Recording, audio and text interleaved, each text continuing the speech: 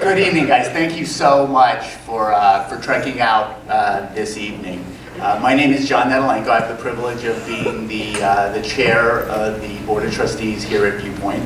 I am in my 9th year as a trustee and in my 3rd, I believe, as chair of the board. Though this marks my 2nd State of the School speech. This was a great tradition that Mark brought to us, and we started it just last year. And it's great because it provides the administration and the board an opportunity to share important information with our larger community. In last year's speech, I provided a number of updates about our various construction projects. And this evening's program is going to be markedly different because we'll be discussing what I consider to be a pretty important shift in the school's focus. For many years, we have so proudly talked about what we have built together, and I mean literally what we have built together here on campus. The Gates Building, the Carlson Family Theater that we're in, the Paul Family Athletic Center, the Dorkowski Academic Building, the libraries, the new lower school, the primary school, list goes on and on. And we've talked a lot about our buildings, and we should be very, very proud of them. But at our most recent board meeting, the board unanimously agreed to an important shift. But before I describe that shift, I wanted to put it in a little bit of context. When Bob Dorkowski, the prior head of school, came to Viewpoint over 30 years ago, he oversaw the development of a very strong educational program that focused on educating the entire child. That meant focusing not only on academics, but also arts, athletics, and extracurriculars. At a certain point, he realized that the quality of the facilities here at Viewpoint simply did not match the quality of our programs. And so he sought to change that. And so for many, many years, Bob worked with many, many boards, and the ultimate result is the stunning campus that we all get to enjoy today. As many of you all know, because I think you participated in the survey, we hired a top consulting firm in the independent school world to conduct a parental survey. And Mark is going to talk about the details of that survey. But the bottom line to me and to the board was very telling. The survey confirmed what the board suspected when it hired Mark. And that is that education and parental expectations have shifted, in some ways rather significantly. We live in an era of disruptors.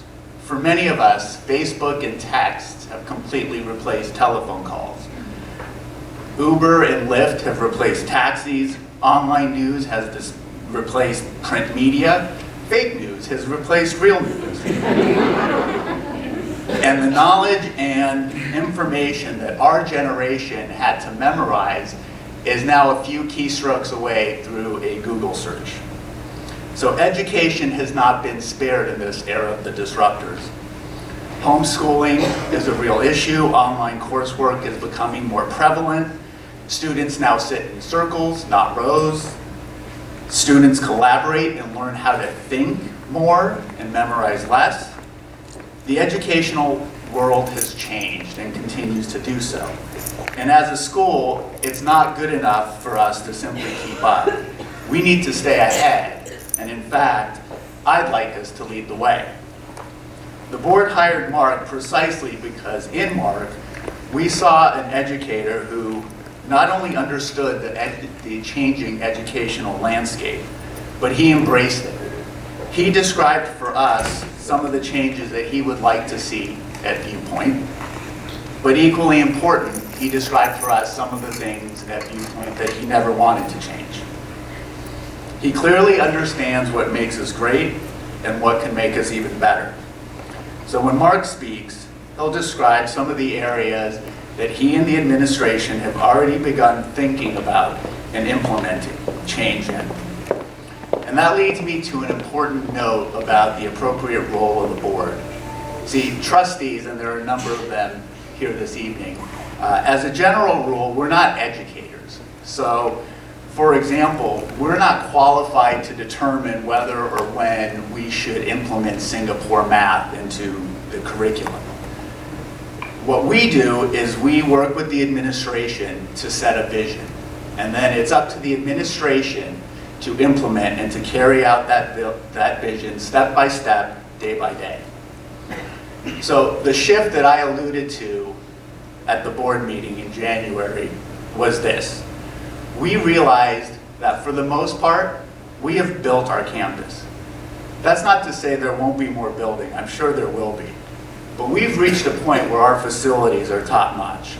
So we can really refocus and rededicate ourselves to what is occurring inside of those buildings, and to make sure that our classes and our programs remain or become stellar.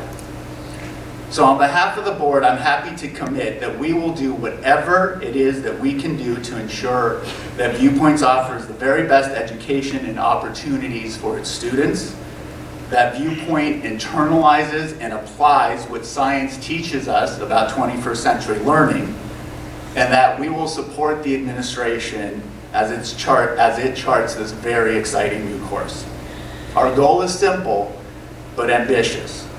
That Viewpoint become recognized as one of the greatest schools in the city, in the state, and in the nation. We already do so much that is worthy of recognition, but we can and will do so much more. So through that, I want to mention one of the things that won't change about Viewpoint. Does anyone remember my story about my daughter in the little red swim cap? Where's Laurel? She probably remembers this. So 9 years ago, thereabouts, my older daughter Jordan was a first grader, and she decided that she was going to sign up for the swim team. And my wife called me, I was in downtown, and she said, you have to come see this if you can. So I raced here, and what I saw was my first grade daughter in her own lane in a little red swim cap, literally bobbing up and down. She looked like one of those fishing floats as she was making her way up and down the lane, with the varsity swimmers swimming like 4 or 5 laps to her one. I was worried she was going to drown in their wake, but she persevered, she made it all the way through the practice. Naturally, as a first grader, she was the last kid out of the pool. And when she got out of the pool, 2-1, every single one of the varsity swimmers sat there in line and either gave her a high five or a hug. You could just see the pride beaming on this little first grader's face and on ours. So now it's 9 years later, she's on the swim team, and she's one of those big kids.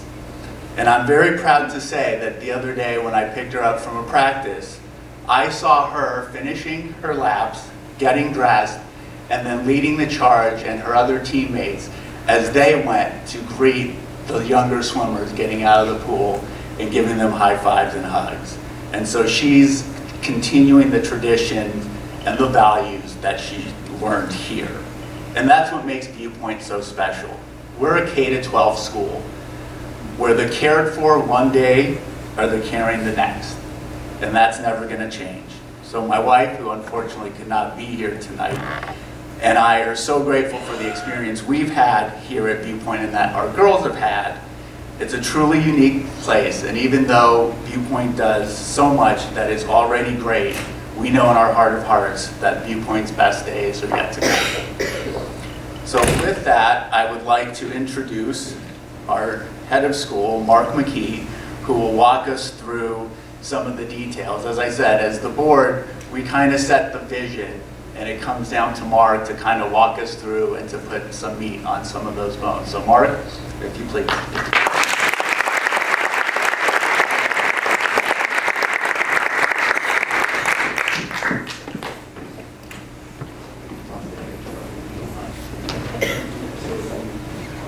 Thank you for that gracious introduction. And I'm going to invite John back on the stage after some remarks and sharing of some information, and then there will be a question and answer interactive point. I wish you could all stand up here and be as delighted as I am and as excited to share information, but as delighted as I am to see how many people are here. This is the second annual event called the State of the School, and really it's about a number of things. It's about increasing community, transparency, trust, performance. These are our girls who last week won, for the first time ever, the CIF division in girls varsity soccer. They proceeded to the CIF state tournament today. They actually were unsuccessful today, but they have never made it this far. It's really marvelous. Last night, the girls varsity basketball has also proceeded through the CIF tournament to the CIF states, and last night they won at Beverly Hills against Beverly Hills High School. And I share this not just out of a proud patriot moment, but I think about what it takes for students to perform at their best, whether it's in the classroom, on the stage, on the field, wherever, to perform at their best. And I think about community and the fact that those girls have a whole community, coaches and parents and friends and the Navy all behind them to help them perform at their best. I think about transparency. I think one of the reasons that team sports are so great for students in terms of their development of leadership skills and other skills is that, you know what, kids know the score. If you try with a team of 5-year-olds to say, okay, we're not keeping score, you could ask them at any point in the game, they know the score, right? There's a great transparency to performance. And it really builds trust and the ability to move forward. So that's really what tonight is all about. Celebrating our Viewpoint community, sharing some information with you, and increasing that community and that trust. Where I want to begin is by sharing some information with you. You are exactly the third group of people to receive it. So when I say transparency, this is a report that was first delivered to the board by our consultants who did the survey research that you all participated in. How many of you, show of hands, participated in the survey? Yeah, we had an outstanding response rate, as you can see. We had over 55% of our families complete the survey. You'll see that the research that Art and Science Group did, which I'll excerpt for you here tonight, included interview studies with leadership in the school. That was both administration, members of the board of trustees, and they studied 3 groups, or they did interviews with 3 different groups. Families whom we admitted, who turned down our offer. It's very sad. Families who were newly matriculating to the school, they had just gone through the admission process and chosen Viewpoint, and then families who were withdrawing from the school for one reason or another. We were comprehensive and unvarnished, and I share this all with you in the spirit of we're all in this together. Truly, as a preface to these remarks, we're after a shared vision here, so that I will tell you, our consultant, Ben Edwards of Art and Science Group, spoke to the Board of Trustees, and then I provided a response and a vision of where we go from here. And then the very next day we did the very same with the faculty, that most important group, and in fact our entire faculty and staff, because all of the staff play such an important role in the education of the students here. And so I will tell you now that we have a great sense that the trustees, the faculty, and staff are all in alignment with direction forward for the future. And tonight is a step towards, again, aligning the entire community so that we can be, like that team, performing at our best because we have the community all together. So your interactive participation is a big part of that. I'm just going to channel the researcher. The Art and Science Group is back in North Carolina, or I might have asked Ben to drive over. And so I will share with you, again, verbatim, there's a reason I'm sharing his slides so that you can see this is what he shared, again, with the board and the faculty. So, currently, he said, overall, Viewpoint families are highly satisfied. Prospective families, even those who did not enroll, hold the school in very high regard. It's nice to hear that. What did that literally mean?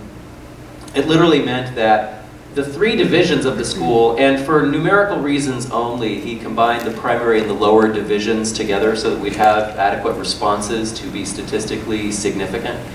And you're looking at 2 things here. The green bars are how you felt about the school overall, and the orange bars how you felt about the division your child's in right now. And what you effectively see there is no statistical difference between that. Sometimes parents might like the school overall but have a different opinion about the current division. And as Ben said to the primary and lower school faculty, they shouldn't really gloat. You know, they were starting to feel very good about themselves, but You know, the parents of younger children are pretty much always happier about their kids' educational experience for reasons that we can talk about over a glass of wine after this presentation. I'll tell you, you know that I started my career, perhaps you know that I started my career in first 2 chapters of it working with adolescents in high school, and I was the head of a K-8 school, preschool to 8th grade school before coming to Viewpoint. And so people do ask me, like, are you happy being back with high school students? And the answer is yes, I'm delighted. It's really where I began my journey. But I will say that I understand that tiny trend in that graph. But you know, this is to say families are very satisfied. So what do they praise? Certainly they praise our state-of-the-art facilities and the many options that students have.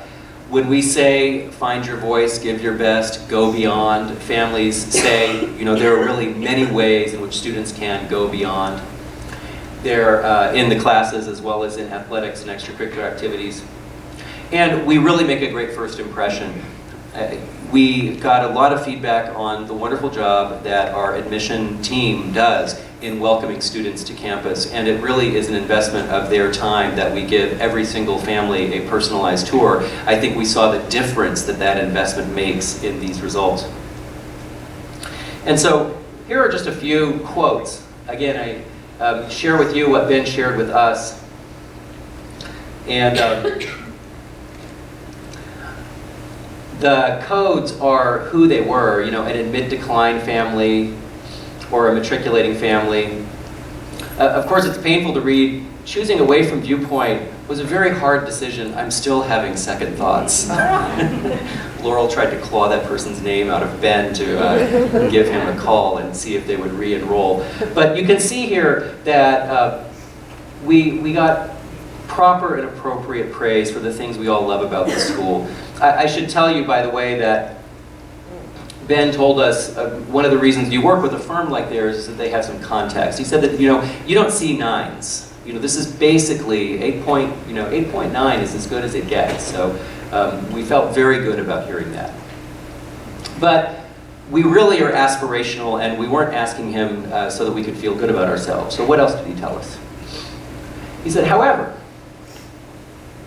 we had a theme that we aren't strongly differentiated from competitor schools, and here are just a couple of quotes. And I think it speaks into the transition, the shift that John was mentioning, that this notion that, okay, what will Viewpoint decide to be when it wants to, when it grows up, you know? Now, we might quibble with one of these things or another, but we only learn from asking our community what they think. And the interview studies really give you great verbatims. So, okay, they got our attention. So he gave us some recommendations. And again, I'll share just a brief summary of the recommendations, and then really I'll move forward to our part, to what the administration and I are suggesting is a path forward from here. The suggestion here is really that teaching and learning go to the fore in our next strategic plan. As John described, if you were to broadly characterize the last decade at Viewpoint School, the headline would be, have the facilities be as good, as strong as the program. We can really say that has been accomplished. And so now our next strategic plan, the headline will really be, bring teaching and learning to the fore, and really make sure that our school is future-proofing children so that they are ready for the futures that they will inherit. Through inspired learning, so that graduates can live inspired lives. What does that mean? Well, it means personalized learning. It means more STEAM. Now, STEAM is an acronym. You might have heard STEM, science, technology, engineering, and math, the STEM disciplines. When you see STEAM, we've put an A in there for the arts to show that, in fact, increasingly, when you read the thinkers about education today, or when you think about just what's needed in the economy today, we need people who not only are proficient in science, technology, engineering, and math, but those who combine with that a creative confidence to be able to innovate, to be able to understand the STEM disciplines with an understanding of the arts. It's something I think that we're particularly suited to. And again, especially an experience characterized by creativity and inspired learning. this notion that we're going to teach students to be leaders through excellent teaching, creativity, inspired learning. This is an example of what mattered. You might remember one of the most interesting parts of the survey was a moment where you were asked to respond to 3 different directions we could go, and they had little names for them. They were, in fact, they're excerpted there. They were, movers and shakers, or self-actualized, or innovative and creative. And then each of those had different qualities that made them up. And so when you were asked, what would be the most impactful? All 3 models, there was another picture he showed us, all 3 models got essentially the same sort of scoring. Families responded well to all 3 of these scenarios of the direction we could go. When they disaggregated the components, though, you see that promoting creative thinking and the interpersonal qualities were things that really rose to the fore. Like, those are going to be the things that make a difference in my child's future. So that led to their recommendations. And a few more verbatim quotes from your surveys. I especially appreciated this notion that we need an engaging environment that fosters and inspires creative and critical thinking through mission-driven culture, staff, instruction, and student body that pushes students to be all they can be, academically, mentally, creatively, physically. Challenging academics and inspiring teachers who are dedicated, who build children up, inspire and notice their unique talents. We've been talking a lot this year about the last line of Viewpoint's mission statement, that we encourage the individuality in every student. And we saw this read back to us as an area for us to invest even more.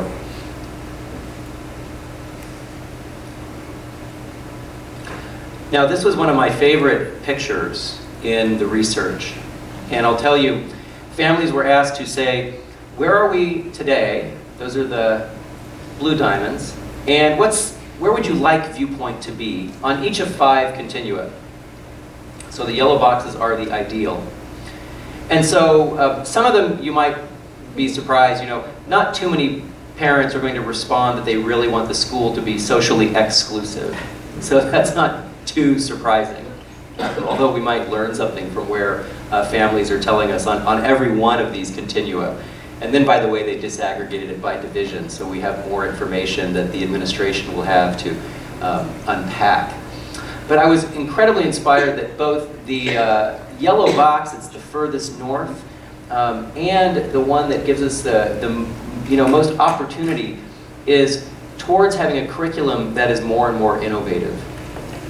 I say this because we know that we need to prepare students for their future, and this is a direction that the faculty very much wants to go, the administration very much wants to go, and so it's great to find the alignment of the parents, and hopefully tonight we'll understand a little bit more of what that means. So that was very encouraging. Also encouraging to see, you can see those 2 continue on the right. We asked the homework question, of course. Of course, parents want fantastic results and less homework, right? It's just like the kids, we're all the same. I was encouraged that Viewpoint, and this was also something that you said back to us in the survey, that I'll tell you made a difference the moment I heard it in our leadership this year and ongoing.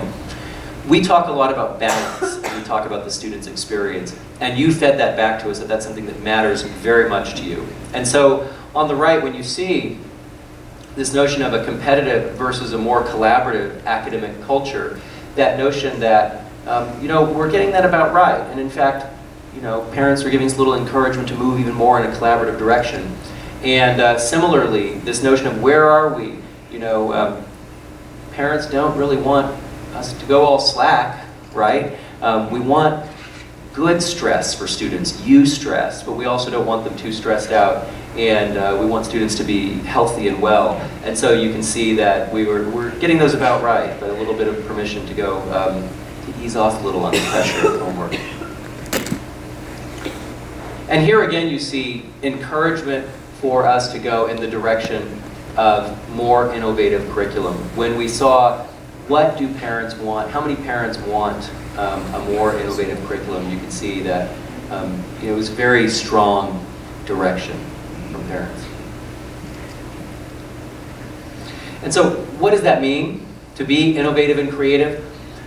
Here are some ideas that came back both through the survey and through Ben's research. You know, more of an emphasis on promoting creative thinking, an emphasis on STEAM, more project-based and collaborative learning. Of course, many of these practices are already in place in what I would say in islands throughout the curriculum. Perhaps as you think about your own child's experience, you can think about many places where you see this. I add that editorial. And yet, the survey was saying, this is what we'd like to see more of, more interpersonal development and decision-making opportunities. We're looking at that gradual handoff of freedom and responsibility as we move from kindergarten through 12th grade. I think back to the 6th graders who were so excited on orientation day that they didn't have to walk in a line. And yet, our middle school is looking now at more ways that our advisory program can look even more at opportunities for student leadership, student voice, student decision making, to prepare them to take more agency in upper school and then for the rest of their lives. So those are some of the survey results. And I pause there to say, while there was more, I really wanted, in the interest of transparency, to share with you directly what Ben shared with us. And this is a bit of a divider before I go on to what then I shared back with the board and the faculty and now with you about where we're headed. This, by the way, is a recent activity. This was a terrific example of what we're about to talk about with creative leadership and inspired lives. Students and faculty collaborated after school in this Empty Bowls project. We had our pottery studio filled one afternoon with students who were, in fact, in many cases, teaching their teachers how to make a pot on the potter's wheel. All the potter's wheels were full. The teachers would say, you know, I don't know how to do this, and yet this student whom I teach, you know, in English class was teaching me how to throw a pot. The pots were fired, and then one day last week, the students had a fundraiser for hunger, and so this was amazing opportunity of sort of an entire cycle of service learning in our upper school. So where do we go from here? I'll tell you, I look at the investments that we've already made in that innovation space. And how many of you have children in the primary or lower school? If you have a child in the primary or lower school, I am confident that you hear frequently about the work that happens in the innovation space. If you don't have a child in primary or lower, this is a new space that was right adjacent our new Ben Franklin Library. And this is an early investment in innovative curriculum that we have where students can make and build just about anything and everything they can imagine. They're limited only by their imagination. We have an innovation teacher, an assistant teacher, who provides students projects where they build, they code, they sew, they use tools, they work together and collaborate, and they're always learning something different in there. They will both build a robot and then make the code so the robot can run. And it's exciting. This is part of the making movement. If you've heard of the Maker Faire, the making movement, and this is Viewpoint's investment in the maker space. We already have students in middle school who are looking around saying, so where's our maker space? Where's our innovation space? And believe me, we're working on answers to that question. But I don't show this to you because it's simply an investment in technology or engineering in STEM disciplines or creativity. I also show it to you because it's a bit of a microcosm or a metaphor for the whole school. I don't mean that every classroom is going to look like this, but what I mean is that students' engagement, that fire, that passion that they bring to their learning, which we know from research helps them to learn and remember. It is inspired by an attitude towards teaching that we see in the makerspace. I'd ask you to think about that moment of transformative learning in your own mind that you brought to mind at the beginning of the presentation night. And I wonder how many of those moments out there among you were in moments that were similarly inspirational like this space. As I said, I brought to mind a time when the teacher would give us choices, and I could make a play, or I could do a different kind of a report than the person next to me in 5th grade. And you can have that same attitude all the way up through upper school. So where we're headed is that Viewpoint will be an innovation leader in Southern California as a place of inspired teaching and learning that produces creative leaders. I shared with the faculty, again, when I shared this with the faculty, they had just heard Ben, and so I wanted to summarize the most important points of Ben's research for our purpose, and then to say what are our challenges and opportunities, and where do we go from here. So one of the highlights of Ben's research was that much at Viewpoint is excellent. We're growing from a place of great strength. And we also, and it was important to note this, some of the areas where the surveys said we needed to grow are areas where we perhaps are not communicating what we're doing and not getting enough credit for areas of excellence. So we were aware of that. We also heard, and this was important for us to hear, that we have an undifferentiated position in an increasingly competitive marketplace of educational choices. There are increasing numbers of choices since Viewpoint was founded and even since the last 15 years that are coming online here in Southern California and other markets. And we need to truly differentiate ourselves without becoming a cookie cutter. You know, that's the most interesting part of this. How do we differentiate ourselves without sacrificing that secret sauce that is Viewpoint? And we need a focused awareness on teaching and learning in communications and in our priorities. I'll tell you, one of the most interesting things that I heard from the research early on was from families, in those interview studies of families who had just gone through the admission process. They loved the admission process, they felt very cared for. They said, you do a great job of talking about your buildings. I then looked at our college profile and I saw, like, wow, our college profile has a paragraph this long that talks about how great all of our buildings are. We've changed that now as a result of this research, so that now that college profile that goes out to colleges puts teaching and learning at the center of what it is we do here. We know it is every day, but we were so proud of that last decade of growth that we were talking about it a lot. And unfortunately, if you're talking about one thing, you might not be talking about something else. So what does it mean? It means that we really need to look at a transformation of teaching practice, teacher development, and teacher culture, learning culture at the school. We have financial constraints and challenges to our financial model.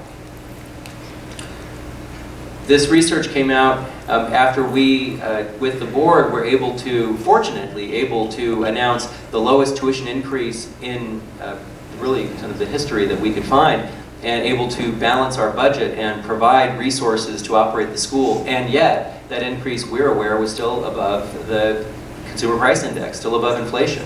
And so our board is very mindful of the fact that we have financial constraints and challenges in our financial model. And so what that means for us as teachers is that we're not just going to be adding a bunch of new things. In fact, what we need to be thinking about are doing things differently, not just doing different things.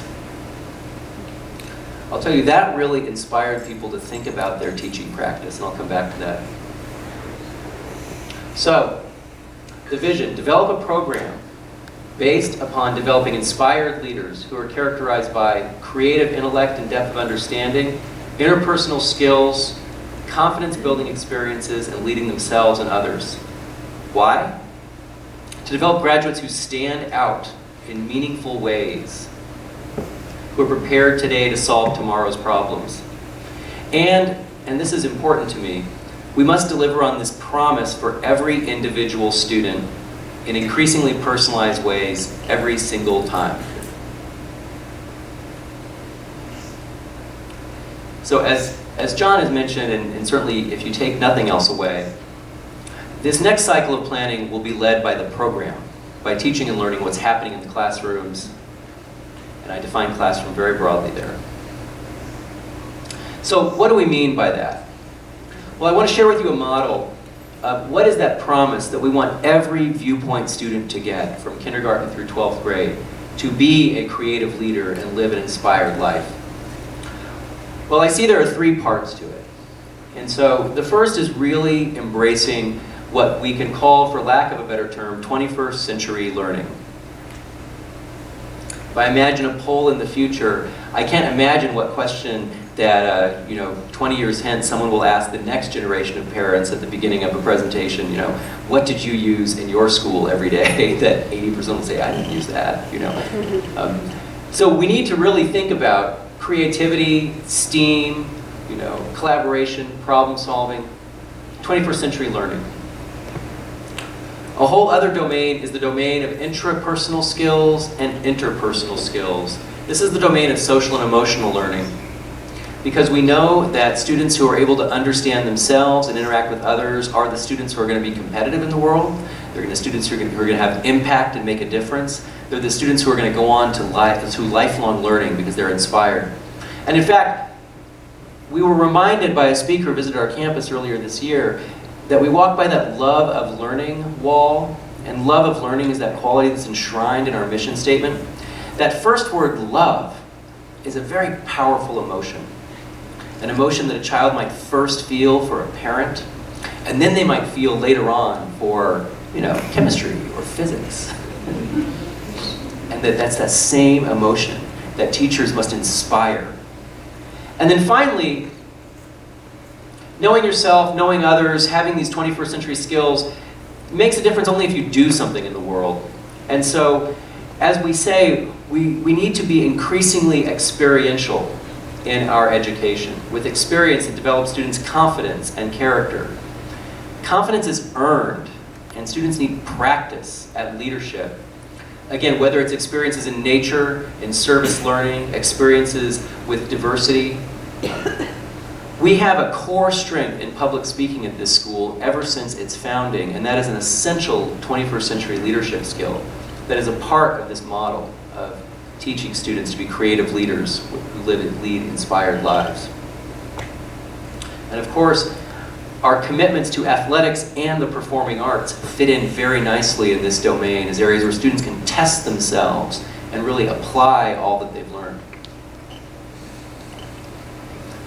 So, I'm interested in ensuring that in our continued planning and in our program, we promise every student the following. That every student experiences a breadth of programming and has opportunities to distinguish himself or herself. That every student develops intrapersonal understanding and interpersonal skills, and that every student develops a resume of practical learning and leadership experiences. I use that word resume intentionally here, and I'm not talking about resume building for college. I'm talking more about their building their own personal sense of confidence through opportunities to test themselves.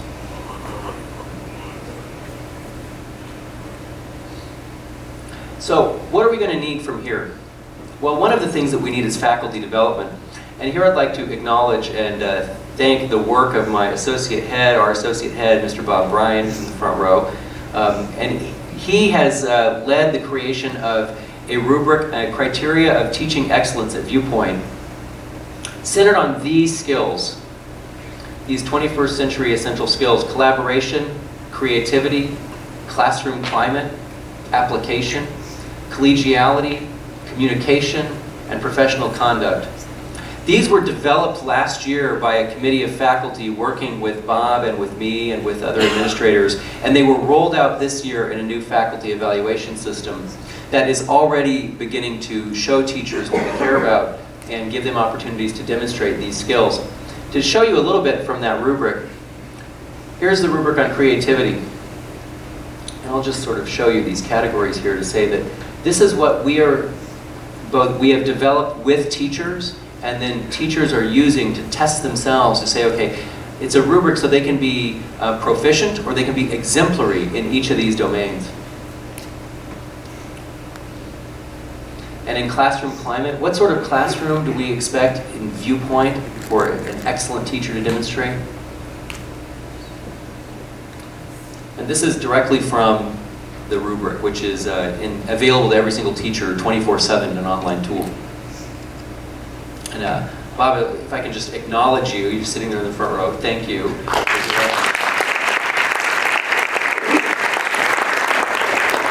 This gives us a place to go when we have conversations with faculty about what we'd like them to do to improve.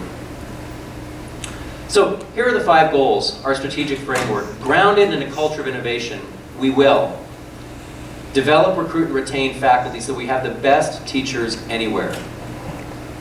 This was a really inspiring part of the research, the notion that we don't want teachers who are just good enough. We want teachers who are the best anywhere. And I'll tell you, when we shared this with teachers, they were inspired that this is the expectation. 2, that we transform curriculum, teaching, and assessment. Really looking at programs in 21st century learning and STEAM, and programs in social emotional learning, that's that SEL acronym, leadership and service. 3, that we develop the philanthropic culture to support innovative teaching and learning. 4, that we plan the campus facilities in line with these initiatives. We know that there are improvements that we need to our spaces. They need to be led by the program and by the teaching and learning needs of our students today and tomorrow. And 5th, that we practice sustainability in finance, in organization, and in all manner of resources, so that students are modeled that by the adults in the community, even in the way that we operate the school. So that, again, Viewpoint will be an innovation leader in Southern California as a place of inspired teaching and learning that produces creative leaders.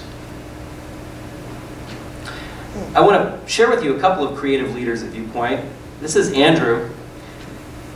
These are all members of the class of 2017. Andrew, in the summer of 2015, became involved with the Kayana Foundation. It's an organization in Lebanon that brings education to Syrian refugee girls living in camps on the Syrian border. In 2016, he returned to spend a few weeks teaching English, math, and art to the children living in the refugee camps. An outstanding student, he plans to study both political science and computer science in college next year. With this education, he hopes to bring technology to the students living in the camps where internet access is currently very limited. He sees a real need to use technology to give them access to education. For Andrew, happiness comes from helping others. Andrew's a creative leader. This is Caroline. She's a co-founder of the Girls in STEM Club, which now has over 50 active members. We had a recent day where students led workshops in a lot of, there was a diversity day you might have heard about in the upper school. And while we had 20 of our faculty who led workshops, we also had 20 students. I walked into the Girls in STEM workshop. I was curious about that. I was the only man in the room, and every seat in the room was taken up by all the girls in the Girls in STEM Club. It was phenomenal. She's a member of the Girls Robotics team, which won the Engineering Skills Award and the Excellence Award at our Clash in the Canyon competition here in the fall. And she'll be competing in the state championships tomorrow. Caroline's an inventor. She created the Digit Fidget to promote concentration for students with ADHD.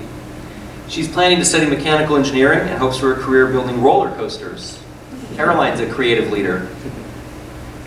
This is Errol. Errol's a 4-sport athlete, lacrosse, soccer, football, and track, who plays the bass and the violin and takes AP sculpture. Over the summer, he worked with Special Olympics basketball, volleyball, soccer, track and field events. He continues to volunteer with the organization in Long Beach. He loves to see the joy of the athletes. He attended the NAIS Student Diversity Leadership Conference last year, and he's the co-president of the Black Student Union. Since 7th grade, he's been a part of 100 Black Men of Los Angeles, a mentoring organization that partners young black men with successful members of the black community. Because of his experience as an athlete and seeing his teammates injured, Errol's interested in a career in athletic training or sports medicine. He plans to study kinesiology. Errol's a creative leader. Logan, a Viewpoint lifer, is an AP Scholar with distinction and National Merit Scholarship semifinalist. You've seen Logan, an excellent dancer, if you've been at the holiday programs. He's a member of the Dance Conservatory at Viewpoint, and he also works with Ballet for All Kids. His interests may have shifted to screenwriting and directing, but he's still involved in all aspects of performance. In the theater, he served as a lead actor, director, or cast member in many productions, from playing the Prince in The Dispute and directing a poetry project that he created called The Devil's Wife. This year, as a senior project, he directed the 4-person play Endgame by Samuel Beckett, and as an independent study in the Black Box Theater. That's a play that many college students would, fear to take on, and yet as a senior, he was directing his fellow students in it. He's a co-president of the Slam Poetry Association, co-president of the GSA, and member of the Social Justice and Equity Club. Logan's a creative leader. This is Pranali.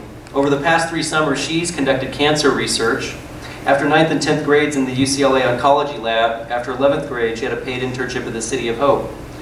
She's published a scientific paper and presented a poster at the City of Hope, and she'll continue her lung cancer research at the City of Hope this summer. Pranali's from a family of doctors, and she's certain she'll go to medical school, but she'd also like to pursue a PhD in English. She also plays the oboe in the LA Youth Orchestra. She loves the connection between science and music theory. She's a founder of the Indian Student Union, a member of the Social Justice Club and the Feminist Club. She shared the tabla, an Indian percussion instrument, with students at Coffee House, which the Cum Laude Society students put on for the rest of the upper school community. Pranali's a creative leader.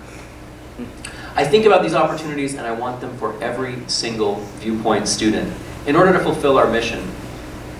The mission of the school is something enduring, and I go back to the language of the mission statement to show that even as we chart a strategic path for the future, our mission is not changing. These qualities which stand out in the mission statement, they're not changing. So the Viewpoint will be known for what? Innovation, creative intellect, love of learning, through inspired teaching and more personalized learning. And why? So that we develop creative leaders who are living inspired lives. Now there are places we're already working towards this vision. We've been getting this research back from Ben as it was ongoing, and it again is a direction that in many ways was a ship that was already sailing when Bob and I came aboard, and we've been able to go even more confidently and boldly in this direction. So a number of things that we're doing, for example, the innovation space, which is well underway. We have developed responsive classroom training for primary and lower schools, which is a common approach to classroom climate in kindergarten through 5th grade that aligns very well with the school culture that's been at Viewpoint for years and years. Our middle school is developing its advisory program, and our upper school developing its human development programs for that domain of social and emotional learning. We've launched an assessment task force to look at how we test students and what other forms of alternate assessments are already in place and that we might consider for the future. We have an ongoing discussion of what's the right way to conduct upper school and middle school exams. It's an active conversation. We're going to search for a chief innovation officer. We need an education technology leader. It's a role that's missing at Viewpoint that really can help us. We have tremendous resources in IT, and we need a leader in ed tech. And as we began to scope out that search, we didn't want to confine that to technology. It's such a cold word. We really are looking, therefore, for the Chief Innovation Officer to join our team and help us in leadership.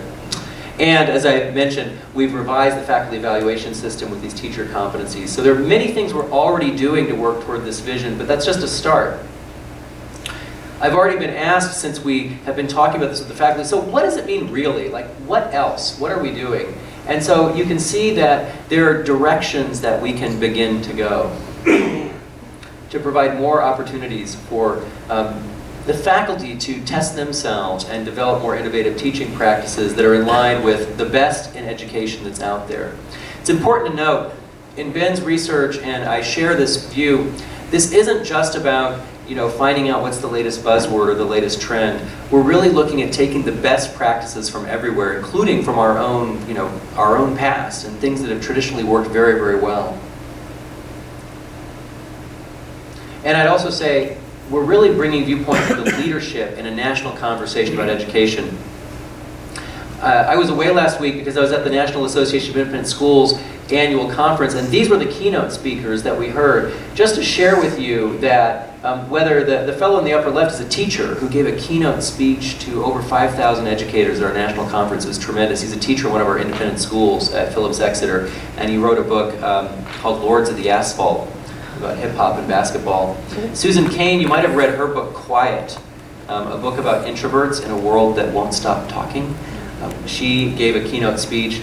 You might have heard Sir Ken Robinson on TED. He's actually a Los Angelino and a fellow from the UK who writes about creative schools. And Brene Brown talks about social emotional learning, she does a lot of research about vulnerability and shame. And it was really, you can see how the conversation we're in at Viewpoint is aligned with this national conversation at the best independent schools nationwide. We also had this discussion group, the faculty yesterday. The faculty read this book, Most Likely to Succeed. I opened with that note.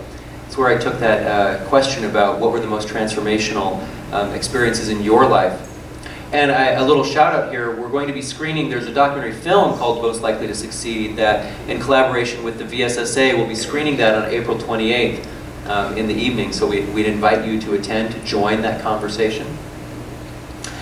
Why is this important? I shared with the faculty, if you don't think it's important to future-proof our children, I hope none of you have one of these.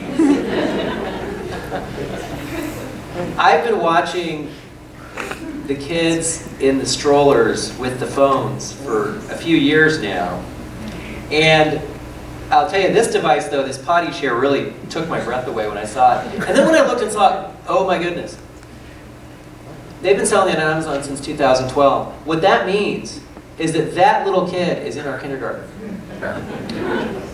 And if that little kid is in our kindergarten, we need to be prepared to teach them differently and prepare them for the future. So we're having these conversations with the faculty about, from the book Most Likely to Succeed. You can see, this is a quote from Tony Wagner, concludes with this notion that thriving in the 21st century will require real competencies far more than academic credentials. And Viewpoint is engaging in this national conversation around these critical thinking skills. These are the 7 survival skills that Tony Wagner described in the Global Achievement Gap. And you'll notice of these 7 skills, by the way, some of them are as ancient as they are 21st century. Critical thinking is not a brand new concept. Excellent communication is not a brand new concept. But some of them are qualitatively different. Truly, the way that we need to access and analyze information. The notion that initiative and entrepreneurship should be baked into our program, that is a really new concept. And so thinking about how can our teachers begin to realign their own teaching practices and their assessment practices is something we're talking about. So that we can say, like, what is the purpose of an education after all? This is a question that I left with the faculty just so you could see. What changes could you imagine help prepare our students for the innovation era? And I'll tell you, by way of concluding, we're going to move back to the interactive portion in a moment. It was amazing. The faculty didn't want to stop. We reached the end of our time talking about this book yesterday afternoon, and I could see that the conversation wasn't quite over. So I was, okay, I'll let it go 5 more minutes. And one of the things that happened was, at the end, a teacher was saying, reading this book made me think about something I want to do differently in my class next week, but I have to prepare because I'm not sure it's going to work. And I was thinking I should say something encouraging to her, that I want to inspire her own creative confidence, and this is a professional who has a lot of experience. I'm sure she knows what she's doing. But it was actually one of her colleagues right next to her said, well, you have to be willing to be a little messy, and you have to be willing to try new things. And so we're really, when I say that our next plan is grounded in a culture of innovation, that's what we're talking about. So perhaps again, you'll come to the documentary screening on April 28th. And another opportunity for you to engage, by the way, this isn't just an ad for the benefit. We really want to align everything we're doing here at Viewpoint, and so we're thinking about this benefit in a way that the folks who attend at the big night out will be able to begin to participate in this new strategic vision and really be able to, again, align our philanthropy in this direction too, to say, where are we going? I have 2 questions for you if you want to take out your devices. Make sure they're on silent. Here's a question. What words or concepts in the presentation tonight were resonant for you? What resonated for you? What was meaningful for you?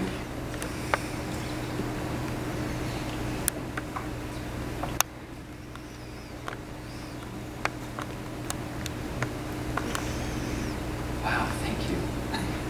I had this fear that nobody was going to respond.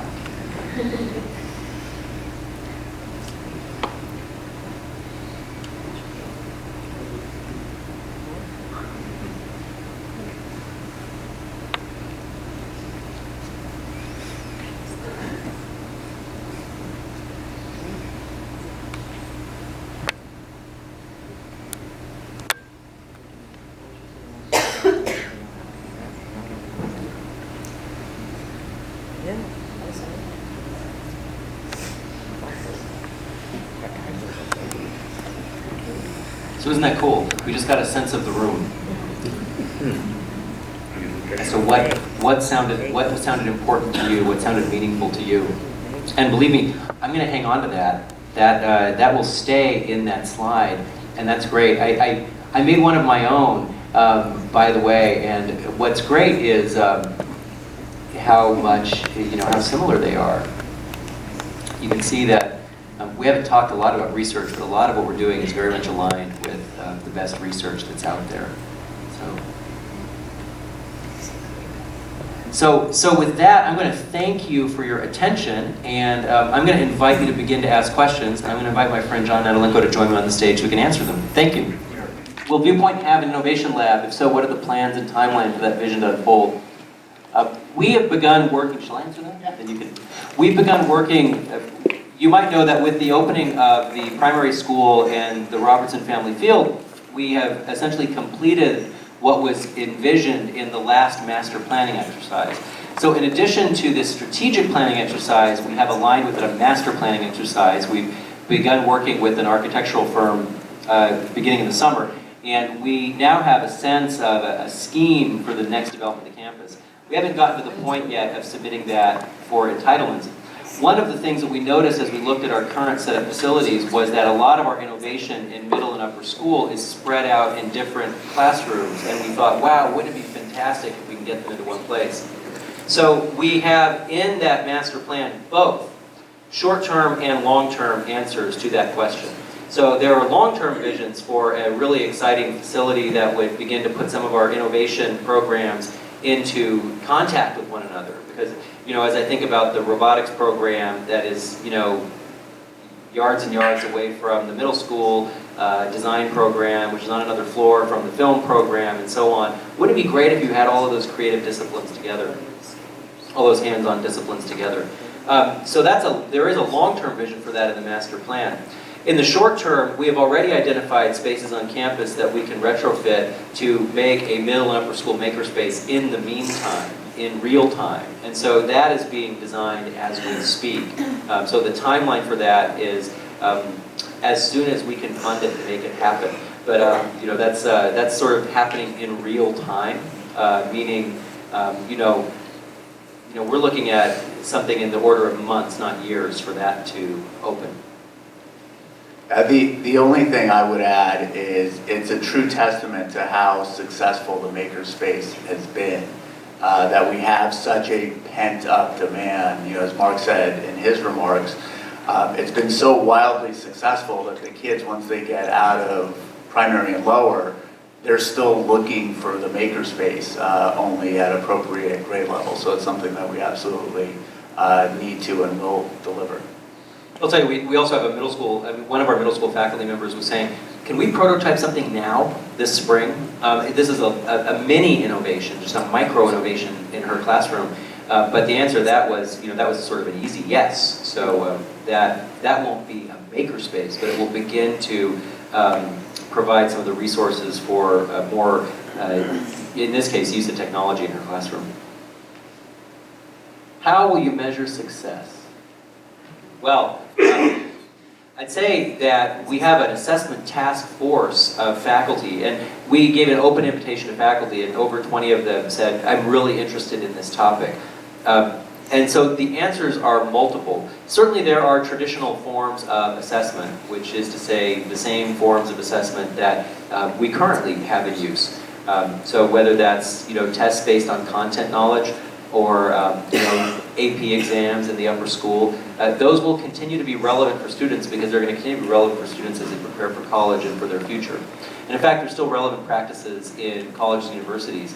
The other day when we had that professional development day and you all were maybe a little annoyed as the alarm went off and you couldn't send your kids off to Viewpoint, one of the things that we did that day, by the way, was many of our faculty, there were some programs that were held for faculty here on campus. Other faculty went out, and so they might have gone out to see a program at a school that they had heard of. Some of our upper school teachers went out to college classrooms to see what's happening in college classrooms. So, well, how is calculus being taught at Pomona? What's happening at UCLA, so that they could prepare them. So, on the one hand, there will still be traditional forms of assessment. On the other, teachers are beginning to share other what I'd say alternate forms of assessment that have to do with student-created projects, more student-created work and student exhibitions of work. And those challenge us in grading, but I'll tell you, teachers are very creative, and some of our teachers are beginning to share their ideas about how do you grade projects like that. Nothing to add on that.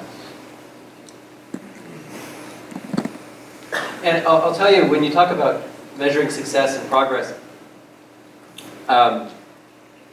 the answer is the whole education field is shifting, and there aren't simple answers here. One of the things we know is that the system that we've inherited, which was largely developed in the industrial era, truly in the late 1890s and early part of the 20th century, that the system is not likely to sustain us into the long-term future in terms of the accelerating changes in education and, for that matter, in the economy. And so we're part of these conversations.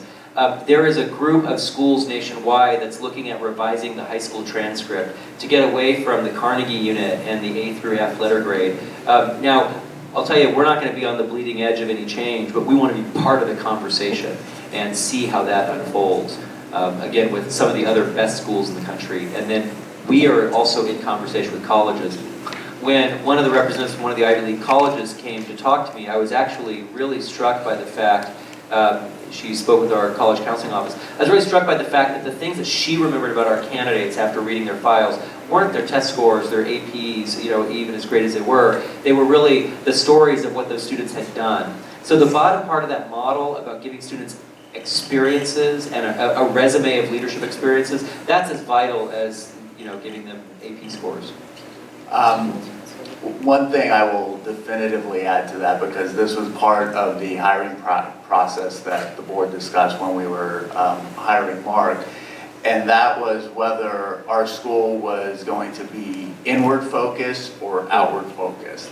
And we clearly decided we wanted to be much, much, much more outward focused than we had been. So when you see Mark over and over, hear Mark over and over talking about being part of the conversation, that's the answer to that question, is being at these conferences and being a participant in the decision making is the key way that schools become known statewide, nationally, worldwide, as being part of the innovative solution.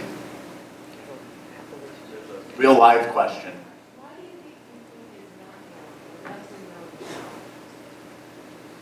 That's a terrific question. I think there's a number of reasons. One, I think it was honestly inward focused. It had to be. Partly because of the history I described. We needed to focus on building the campus, and that innately creates an inward focus. There's only so much time in the day, and when you're building tens of thousands of square feet of buildings and going to city council meeting, kind of what's going on in the rest of the country and in the rest of the world becomes a little bit of a secondary nature. Secondly, I just don't think there was a culture that there was some uncomfort, and this is true in independent schools, but it was also very true at Viewpoint. Great schools don't need to brag. That was kind of the mantra. A lot of businesses went through that if you're really that good, you don't need to brag. The articles will be written about you. That's not the case. And so we have been much more proactive in kind of blasting our message out there and talking at these conferences and making sure that we're there and we're present and that people stand up and notice us. I'd also say I've been in independent schools for 27 years now, and I had a former career in Southern California as well, and some of it's as simple as geography. Where we are, Calabasas has gotten a lot closer to Los Angeles in the last few years. I think about the map. I don't know who's here from the West Side. Thank you for coming out tonight, all the way over the hill. Thank you so much. We love that. I am thinking about redoing the map, not by distance, but by time. So that I think a lot of families, it takes a long time to change perceptions in a marketplace. So some of it is that as well. And I think there's also, You know, Viewpoint, you see the bell, and we're founded in 1961 as a school that started with kindergarten through 9th grade. And then a high school was only added in the 80s. And then even for the first really 10 to 20 years of that high school, there were, you know, a couple of handfuls of graduates, or a relatively smaller number of graduates. And it was only with the acquisition of the Meadow Oaks campus and then the developing of the student body that became this fantastic, enormous school that we are today, of over 1,215 students. And so there are ways in which we're a 15-year-old school, as well as ways in which we're a 60-year-old school. And so I think that's a part of this as well. One question's up there for you about what does this mean for college counseling? Well, I already began to address the fact that college counseling is as much a part of this as anything. And one of the things that I really care about, our college counseling program at Viewpoint, if you're not familiar with it, is really grounded in a philosophy that's well aligned with the school's mission, with our student body. And it's when I say that we don't get credit that we're due in some of the survey results, that was one of the areas I was thinking of. Because I look at the way that our college counseling is aligned and philosophically, and it's very effective. And also the way that we're structured is incredibly effective. So one of the ways is really looking at what we do and how can we increasingly personalize and do even more in that is good. And then what will, as we articulate a clear identity and vision and then communicate that out, it'll be interesting to see what traction that gets with colleges. And that's a conversation that actually, for example, Rhodey Davis and I can take to college admission officers and ask them. Yeah? Scroll up, but do you guys have a timeline of stages of when you're going to implement all this? That's really some of the work that begins now as we engage in these conversations. You know, in the world of, that's why I wanted to give you enough to say here are 5 goals and then a bunch of action steps that can come from those goals. But we don't want to present to you, you know, we're done. You know, because we really want to engage the community in the conversation, particularly through the spring. And so that's why I share with you some of the things are really directions we're already headed and things we're already doing. We're not going to wait for some future to begin implementing. And that's to say, I think some of the things will, you know, it's amazing how when you articulate a direction and a vision and you line people up, that's one of the greatest sources of power in the organization, is that, you know, human capital all being aligned. And so it's hard to pin a timeline on some things. You know, sometimes you move slowly in order to move very fast. I know at my last school, we had a cycle of planning. We articulated a number of plans. You know, we had aspirational timelines, but, you know, a lot of the program, you know, began to change very quickly in, you know, 2 or 3 years. We're looking at bringing in, one of the action steps we have up there was really examining how we use time. We're looking at students' daily schedule. I saw a question fly by about late start. You know, we're not going to make any promises about any particular change in the schedule, but that's something that we're doing this week to look at how are we using time. The assessment task force, something that's happening right now. I think, you know, what we'll need to promise, a word I take very seriously, is to give you a continual set, a communication of like, what are we doing, and you know, this is more of a direction, and we need to promise like, what are we delivering on. And I will add to that, not that I think Mark is going to start tweeting at 5 a.m. in the morning, but I think that it's going to happen faster than you think, and here's why. This is really, for all intents and purposes, Mark's first year as head of school. His first real year as head of school, Bob Durkowski was here, still here, and it was the year where Mark kind of looked at the landscape, I think, and kind of said, what am I seeing now that I'm closely involved? What do I see? What needs to change? What doesn't need to change? So he's got that under his belt. So now we're into his first, you know, real year, and things have already starting to change, as he described during the presentation. That combined with the fact that we are going through a strategic planning process right now, I think is only going to accelerate that change. We'll next be visited for accreditation in a year and a half, and so that'll be another milestone where we will take an exhaustive stem to stern look at our entire program. And so that's another sort of thing to look forward to. try to see if I can scroll down. I brought my phone up here. Oh, can we see them on there? You're good to like get past the first. Oh, if attracting and retaining the best teachers is the top priority, how can we tolerate any poor instructors? Yes. There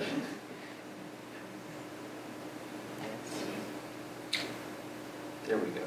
I can see them up here too. I'll tell you, that's why I share with you some of the criteria from our teacher competencies rubric, which again was just rolled out this year. I guess I say that I'm serious when we say we really need to have the best teachers anywhere.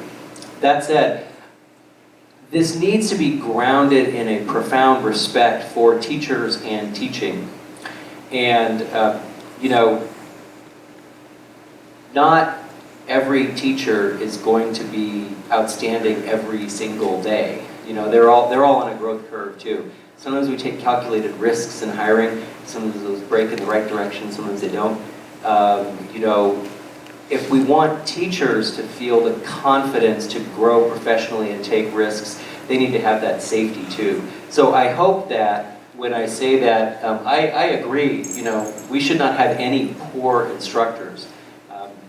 And I say, like, I am, you know, thrilled with the quality of my colleagues here at Viewpoint. We have a really dedicated and, you know, profoundly talented teaching staff. And teachers, I mean, parents tell me about this outstanding moment or that outstanding teacher all the time. You know, that said, you know, I also hear about other experiences. And I think one of the things we want to have is a culture of greater feedback. There has not been a great deal of a culture of feedback for teachers. There's still not a, you know, there are practices that we can explore, and so that teachers are getting feedback on how they can learn and grow. At the core of our teacher competencies that we've put in place is a system that puts teachers in charge of their own professional development so that they can really have honest conversations. In fact, the training we had was in fierce conversations with supervisors about how things are going and begin to focus on things they need to do to improve. I hope that's a diplomatic way of responding to that. All right, let me combine a couple of these into what I think is a theme, which is something along the lines of, aren't other schools also doing 21st century learning? And if colleges are still just going to focus on GPA and SAT, is that really going to be all that impactful? Let me start with the first. You can then comment on that in a second. You're much better suited than I am to answer. On the first one, I don't know that all schools are actually focused on 21st century learning. For various reasons, I'm a pretty decent connoisseur of independent schools in the Southern California area, and there's several schools that really don't focus on that at all. They feel like they've got a blueprint for success, and it's been tried and true, and it's been their model for decades and decades, and it has worked, and they're not going to change it until they see a need to, and frankly, I don't think they need to change it at this point. So I don't know that all of them do see the value in 21st century learning. No doubt, though, that some do, and a lot of schools do talk about it as a value, and the shift here is that we're focusing on it as a value ourselves. There is no doubt, and the board's aware of it, and we've talked about it as recently as last week. We're clearly aware that college is still focused on certain criteria that are more important than others during the admission process. This is not, anything we've said tonight is not to jettison any of that. We get how the game is played. We're going to keep playing that game. But the game is being played differently, more and more frequently. And you're even starting to see colleges kind of tweak their admissions process. So we just want to be ready when those changes come to empower our students to get into whatever colleges that they've got their hearts on. We want to make it that much easier for them to succeed. Yeah, the colleges actually have a lot more to be fearful of in the new economy and the disruption that's coming than we do. In that, colleges are, really, there's a great deal of disruption happening in higher ed right now. So you're right about that. When we talk about innovation in other schools, particularly in the Southern California market, I'll tell you a number of us have worked in other places, and there are practices that are really common in other geographic markets. If I think about what schools are innovation leaders in Northern California, I name two handfuls, 12, 15 schools, and couldn't pick one among them. Same is true for the Pacific Northwest or other parts of the country. And I actually think that in Los Angeles, we have at Viewpoint a great opportunity to really look at personalized learning at scale on this platform of excellent academics that has been built here over these last years and these state-of-the-art facilities. So that's inspiring to me. The size of the school is an opportunity as well as a challenge. Because there is this great culture of a care for the individual and for individual performance here. And to me, I see us as becoming more who Viewpoint already is. It's that last line of the mission statement about really having each individual, develop as an individual and be his or her personal best. That notion of go beyond. And what we're really looking at is different ways of getting there that will prepare students with even more inspiration, more fire. So here's a trending question. I'm getting the hang of this, by the way. See how it works. The question is, has this been communicated to kids, and is that in the works? That's part of what we'll begin doing this spring. So not yet.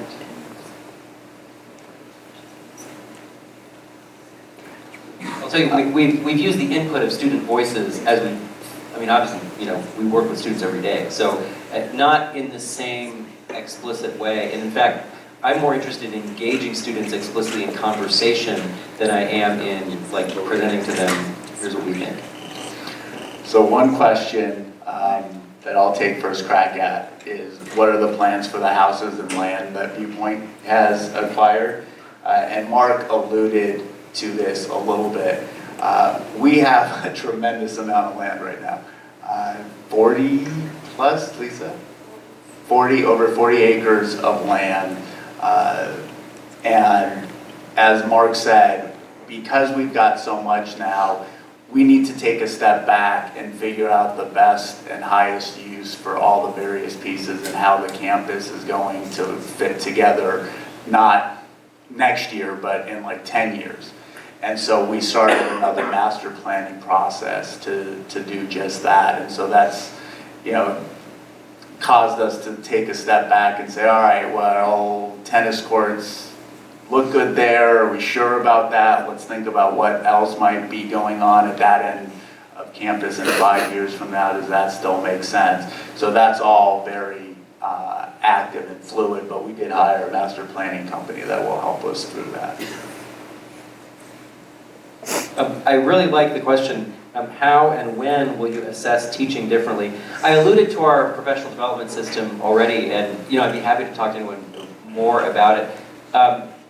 And I'll tell you, like a number of the 21st century learning skills, I realize this sounds, in some ways, when I say that we are putting teachers in charge of their own professional development, that can sound really soft, but I'll tell you, it actually is very hard. Because we're asking them to take responsibility, and therefore there's an expectation that they are committed to their own growth. So the notion that as a teacher, okay, I've been teaching for 10 years, I'm done, I got it, I'm just going to coast now. We are communicating, no, we have a growth-oriented faculty culture, so that every teacher is, being transparent and clear through this tool about their own growth. And I'll tell you, the outstanding teachers, the teachers we want, are the teachers who are inspired by that.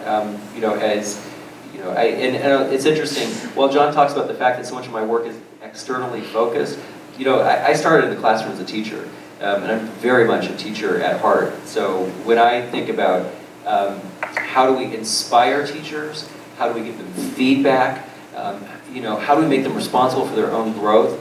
Like, these are the teachers that we want here, are the ones who are inspired by their own love of learning, and the students key off of that love of learning. That's really the theory here that, again, we see in our best faculty. Maybe one more? All right, I'm trying to figure out one that's trending.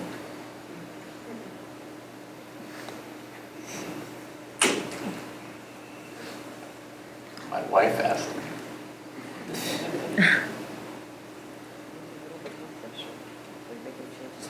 There's a question about online grading. Should we take that? Yeah, that's a... So, in fact, we have a task force that is meeting in the upper school.